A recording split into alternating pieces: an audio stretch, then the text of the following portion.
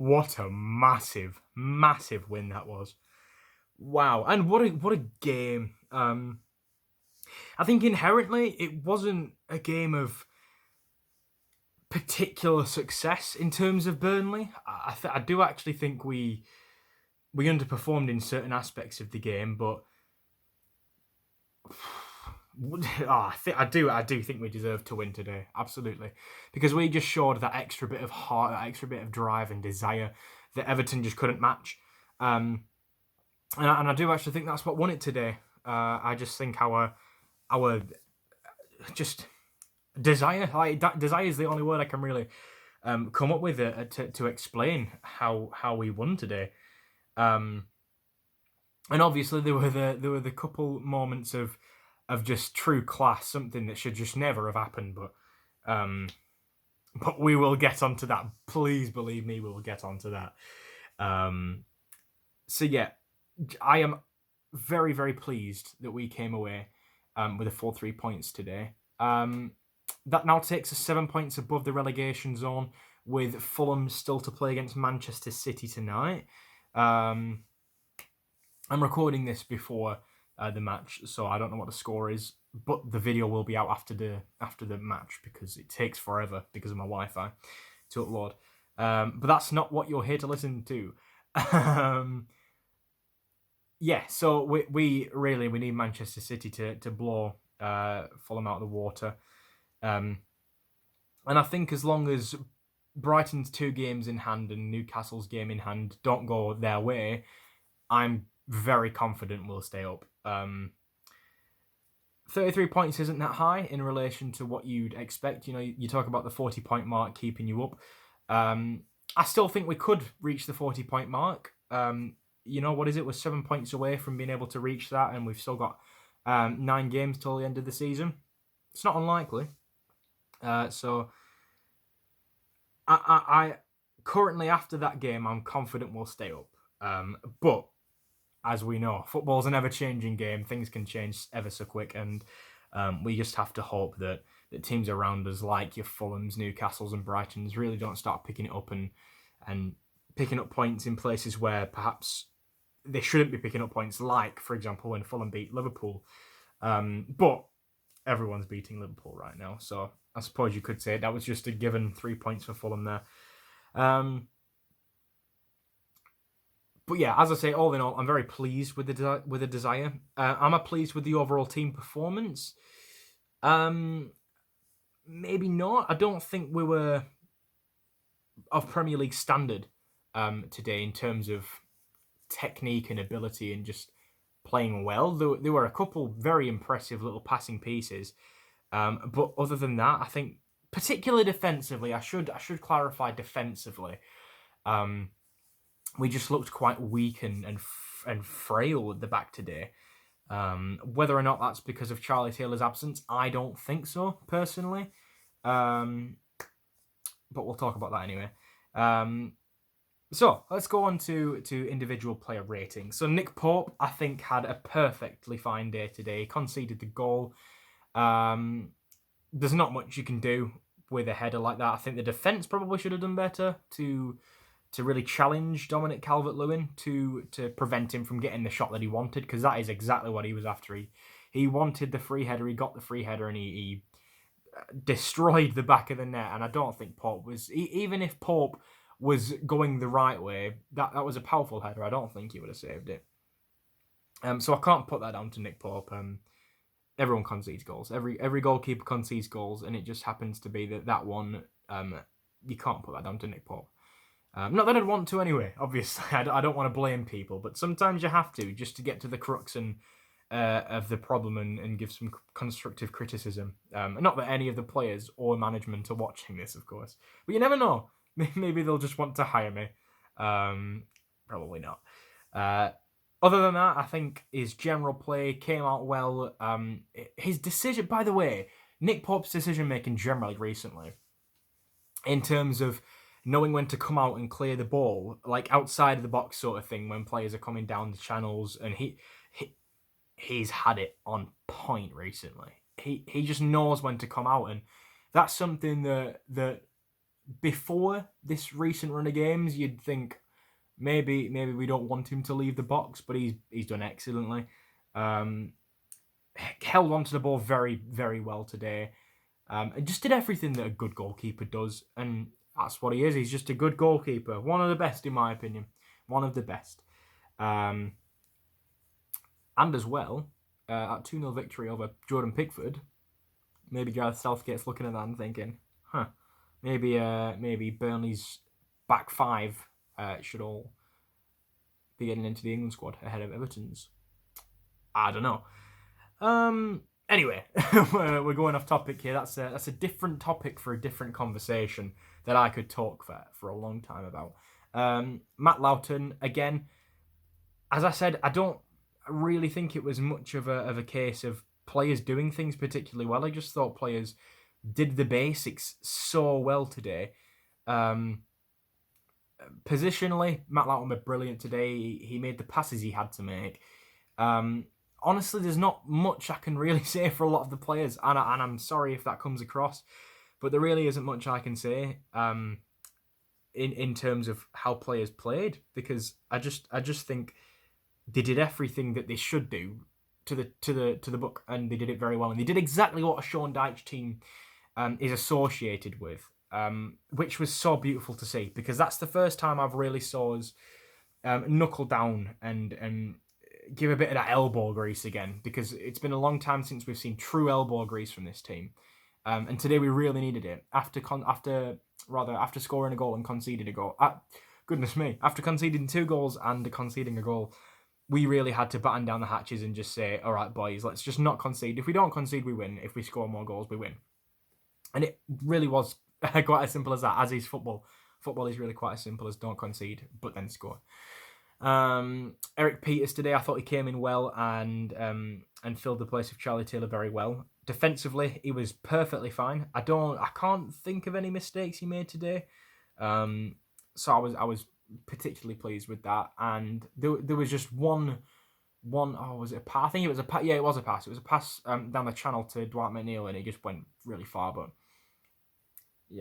everyone makes mistakes, and I think that was his only mistake today, which is excellent. That's what you want to see. And I said it last time, and I'll say it again. Eric Peters is a brilliant professional. He's a very, very good professional, and it's just pleasing to see him being able to come into the squad when he's called upon and when he's needed. And he did very well today, I thought.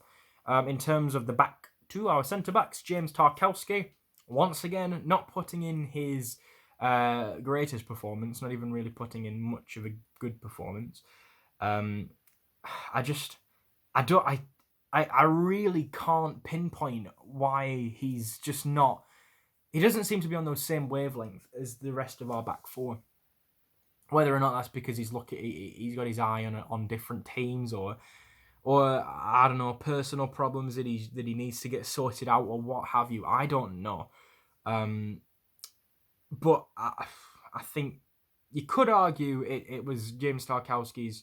It was of James Tarkowski's problem that the goal that Dominic Calvert-Lewin scored.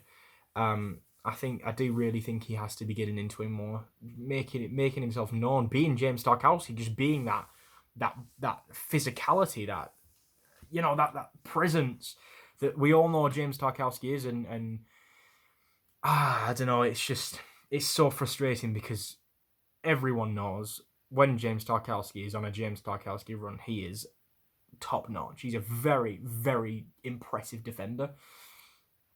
And I just want him to get back to his best. Whether or not he leaves in the summer, I'd imagine he's going to leave.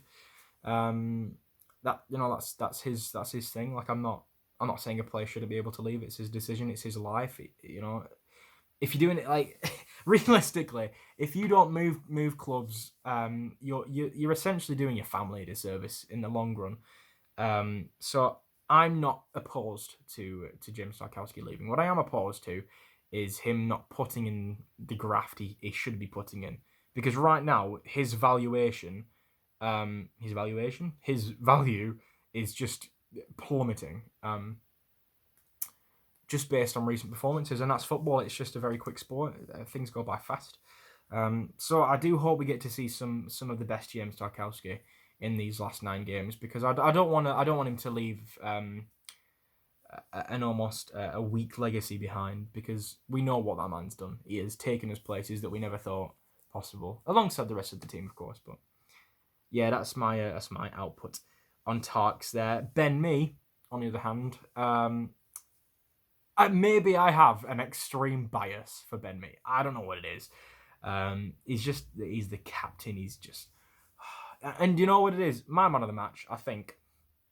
As I said, it was just a general graft performance. But Ben Mee, if you're gonna pinpoint anyone who particularly did things purposefully well today, the amount of blocks and tackles he made today that were just vital.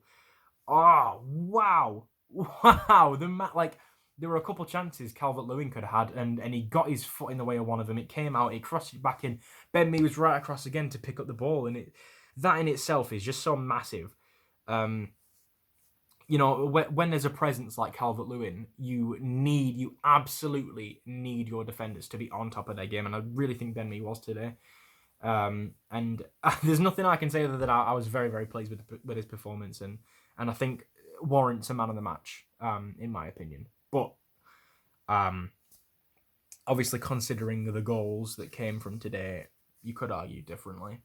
But if you're talking about a full match, full performance, Ben Mee on top, absolutely brilliant. Now onto the midfielders, Dwight and McNeil. Okay, right. Let me just vent my emotions right now. February goal of the month ended up going to Bruno Fernandes for a good goal, granted, but a good goal that was nowhere near the class of what you'd expect a goal of the month to go to. Matt Loughton's goal, obviously I'm biased, but Matt Loughton's goal had to get it. He had to get it. It was just leagues above the rest of them. And if Dwight McNeil's goal, I'm sorry, if Dwight McNeil's goal does not get goal of the month, I better see the best goal of all time go in at some point in March, because that was so top bins, so perfect. The amount of times I see Dwight shape up to take shots, I'm like, do not shoot, please don't shoot. But I just had something in me this one time today. I don't know. It just filled me with confidence, and he lined up the shot, curved it round. Top bins. Honestly, whatever I say after this is going to be tainted, because I will want to say every single good thing about Dwight McNeil because of how good that goal was, but I'm going to try my hardest not to. Honestly, that was one of the best goals I've seen in recent memory for Burnley. I'd argue that's... is it better than J-Rod's? I don't know about that one, but it was excellent. A very, very impressive goal. General play... he was all over the place today, Dwight McNeil. Not in a bad way either. He was, he caused a lot of troubles. I'm going to cross my legs quickly. He caused a lot of troubles for Everton, and I don't think Everton quite ever got to grips with him, which is exactly what Dwight McNeil needs. Dwight McNeil needs to have complete unpredictability and a defence that are uncomfortable with him as a player. And with Everton being like that, Dwight McNeil absolutely smashed it today. Made some excellent runs, some excellent passes. Won the ball quite frequently, actually, now I think about it. He won the ball a lot in the midfield area. And it was very pleasing to see that. And if you compare it to recent performances where he just seems to be a little bit late off the mark, sometimes never even really leaving the mark, and just being lazy. Compare his recent performances to that today, that is a step above. Many, many, many steps above, in fact. He really, really showed what Dwight McNeil can do today, and that was so pleasing, because I think we've seen him dwindling recently, but it was very, very pleasing to see him skyrocket again and really show us a real Dwight McNeil performance, and I think he did that today. Even if you negate the goal, he had an excellent performance. And honestly, again, it's just, I can't say anything other than that. Centre midfield partnership, Brownhill and Ashley Westwood. I'll speak about them both together because I thought they were both solid. I don't think they did anything of excellence. again, it was just a great bit of consistency for the full 90 minutes. Both of them just seemed to know exactly their job today, and it's quite impressive, really, because sometimes they've been a little bit for lack of a better term. But yeah, as a whole, I think those two in the centre absolutely smashed it today. They didn't boss the midfield, but they were solid, and they really did their jobs well. It's a similar thing to Eric Peters and Matt Lowen. They just did the jobs excellently, and solidly, and with great dedication and desire, and that's all I can really say about it. To be perfectly honest, I was very impressed indeed. Goodmanson came off in like the 50-something minute, 60th minute with another injury. I laugh, but deep inside I'm crying because I love Goodmanson. I've said it plenty of times. I really do think he's one of our best players when he's on a good run of good fitness. I'm just hoping this one is just a bit of a all right. You coming off just in case we don't want to flare it up too much. But if you're talking about his performance, I don't think he did anything of excellence today. Didn't really seem to get that creative flair that he has, and inject it into the game today. But on the other hand, he didn't have a sort of detrimental side of his performance to the team. So, it's glass half full, glass half empty. Honestly, as I said at the start of this, I really don't think there's much I can say, and I apologise for not being able to really portray my point today. But I just think it was a general graft of a performance. However impressive it really was impressive, but it was just a general graft of a performance. So yeah, give me your thoughts about Goodmanson in the comments, actually. Just in case I have actually missed anything whilst I was watching the game, because I can't. Sadly, as much as I'd love to, I can't get everything right. And I don't get everything right. This is all just my opinion. And the beauty of opinion is debate. Debate is at the heart of opinion. Up top, Matej Vidra. I thought he had a bloody wonderful game today. He was absolutely everywhere, like he always is. There were just a couple of times where you thought, you could have made a better decision there, or like there was one opportunity that fell for him. I think it was like Mason Holgate and João Virginia. I think that's how you pronounce his name. They had a coming together. The ball was falling to Matej, and he just missed it, and it was just it could have been 3-1 there, and that would have wrapped up the game. That would have helped a lot of nerves. I can't lie, that would have helped a lot of nerves, big time. So yeah, a bit of his decision making was poor today, but everything up to the decision making, the beauty of Vidra, or rather the lack of beauty of Vidra, is that no matter what, he will probably get in a situation in which he has a decision to make, which is testament to how well he gets in positions and creates things. He is a very impressive player, and I think, personally for me, I think this is our best partnership in terms of looking positive up top. Maybe Barnes and Wood garner more goals together. Perhaps I'm wrong about that. I'm not sure. But Vidra and Chris Wood, to me, up top, feels like a really positive and motivating attack presence, which is something I feel like we sometimes miss with other partnerships. So I was very pleased with Vidra today, bar the few decision-making problems. But I've said it plenty of times, I think all of our strikers have really struggled with decision-making at points this season. And then his strike partner, Chris Wood, I've just talked about him, obviously, but his strike partner, Chris Wood, up top, put away a beautifully struck goal. Absolutely beautifully struck goal. And what more can I say other than that strike was excellent. And when it went in, I thought, wow, that was a great goal. Obviously, Dwight McNeil squandered that love for that goal a little bit more. But he was off balance. And his foot was a little bit out of position in terms of his shooting foot. But he put it in. He put it in well, and Pickford could only stare and hope it missed. It didn't miss, obviously. It went in quite easily, in fact. But other than the goal, I thought his hold-up play today, his hold-up play recently, I should clarify, his hold-up play recently has been excellent. He's been very, very good at holding onto the ball in the positions where you'd want him to hold onto the ball, which compared to the Wood of old earlier this season, miles above him. Absolutely miles above him. He's now on 6 goals this season. Can he reach the double figures? I hope so. I don't think it's a Burnley season without a double figures Chris Wood double figures score. that was poor. But yeah, as I say, his general hold-up play, there were a few very impressive little pieces of a bit. Bugger me, I'm struggling to speak today. A few very impressive pieces of passing play from Chris Wood, which was positive to see, considering you don't really consider Chris Wood to be the passing man.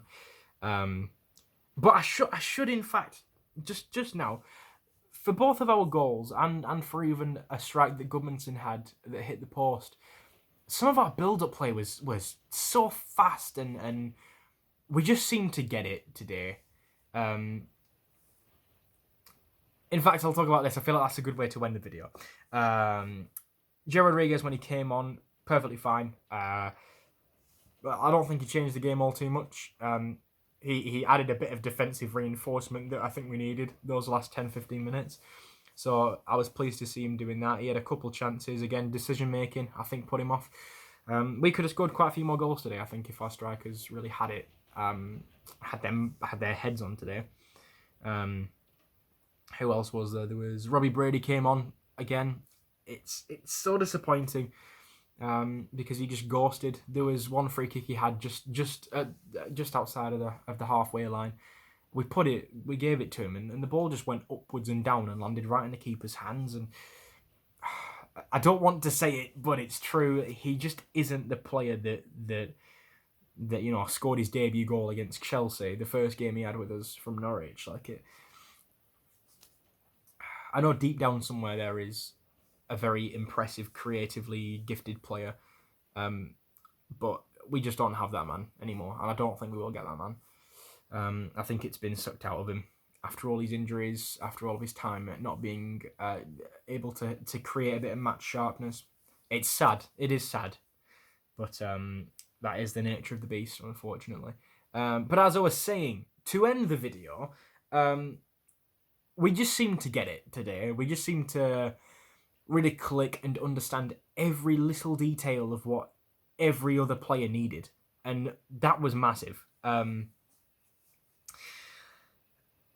Yeah, we were very impressive. We were an impressive team. We were just organisation-wise, I thought we were just top-notch today. It was a true Burnley performance after we put away a couple goals that we shouldn't have scored, but we did score, and we grafted till the very last second of the game to make sure that we won. And a top-notch performance. Honestly, top-notch performance.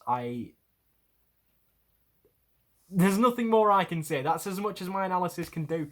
Honestly, I really wish I could have said more, but I'm happy. I'm a bit on. Maybe I'm not on cloud 9, but I'm on a pretty high number of clouds, like maybe cloud 7, cloud 6, cloud 8. So yeah, all in all, I'm so pleased with the fact that we were just Burnley again. We were that was the most Burnley performance I've seen in such a long time. Sprinkled with that new sort of beauty that we've been getting recently, that have just been really helping us in the attacking sense. And mixing old Burnley, the old grafting Burnley, and this new sort of quick passing, creative, we can score goals now. Finally, I think we've got a good formula here. I think we've got a really good formula. But anyway, that's the end of this video. Thank you very, very, very much for watching. Make sure to get your discussions down in the comments. It might be a little bit later by the time this video comes out. Can't remember who we have next. I think it's Newcastle. So if it is Newcastle, we have to beat them. Absolutely. Or at least get a draw. But yeah, on to the next one. Come on, you Clarets. Leave your comments in the comments. Thanks very much for watching. Up the Clarets.